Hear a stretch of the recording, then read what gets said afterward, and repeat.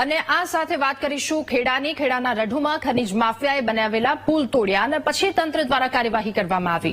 માતરના મહેલજ ગામમાં ગેરકાયદે બ્રિજ તોડવામાં આવ્યો અને મહેલજના ખેડાના રઢુ ગામને જોડતો વાત્રક નદી પરનો 100 ફૂટનો બ્રિજ તોડવામાં આવ્યો। વાત્રક નદી પર સિમેન્ટની પાઇપો નાખી બનાવાયેલા બ્રિજને ગ્રામજનો દ્વારા તોડવામાં આવ્યો હતો। ખનીજ માફિયાઓએ બનાવેલા બ્રિજનો ઉપયોગ ખનીજ વહન માટે થતો હતો। નદીની આસપાસ ગેરકાયદે માટી અને રેતીનું ખનન કરતા હતા। તો પાણીના વહેણને રોકવા એક બ્રિજ બનાવી દેવામાં આવ્યો કે જ્યાંથી વાહનો સરળતાથી પસાર થઈ શકે। ખનીજ માફિયાઓ દ્વારા બ્રિજ બનાવવામાં આવ્યો। વાત્રક નદી પર સિમેન્ટની પાઇપો નાખી બનાવવામાં આવેલા બ્રિજને ગ્રામજનો દ્વારા તોડવામાં આવ્યો।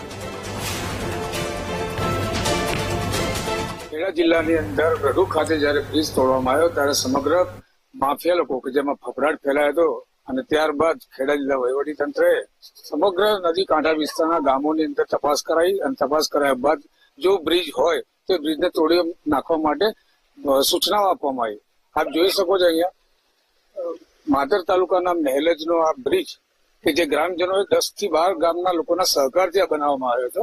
જે બ્રિજને વહીવટી તંત્રના કહેવાથી ખુદ ગ્રામજનો દ્વારા તોડી નાખવામાં આવ્યો છે અને હાલ આપ જોઈ શકો છો કે બ્રિજના બંને છેડા પરથી અવર જવર બિલકુલ બંધ છે। જો કે આ બ્રિજનો ઉપયોગ 12 ગામના લોકો આજુબાજુના જે ધાર્મિક સ્થળો છે તેની મુલાકાત માટે કરતા હતા અને નાના વાહનો 2 વ્હીલર 3 વ્હીલર અને 4 વ્હીલર જે હળવા વાહનો હતા જેને લઈને લોકો પસાર થતા હતા। આજે સ્થિતિ એવી છે કે આ જે બ્રિજ છે એ બ્રિજ બિલકુલ અત્યારે બંધ થઈ ગયો છે। હવે જોવાનું એ રહેશે કે આ આવનાર ચોમાસા બાદ અહીંયા બીજી વખત આવા કોઈ બ્રિજનું જો નિર્માણ થાય છે તો વહીવટી તંત્ર પોતે એના માટે શું કરી શકશે। Vinod Sharma, BTV news, Kheda. અને આ તરફ દાહોદના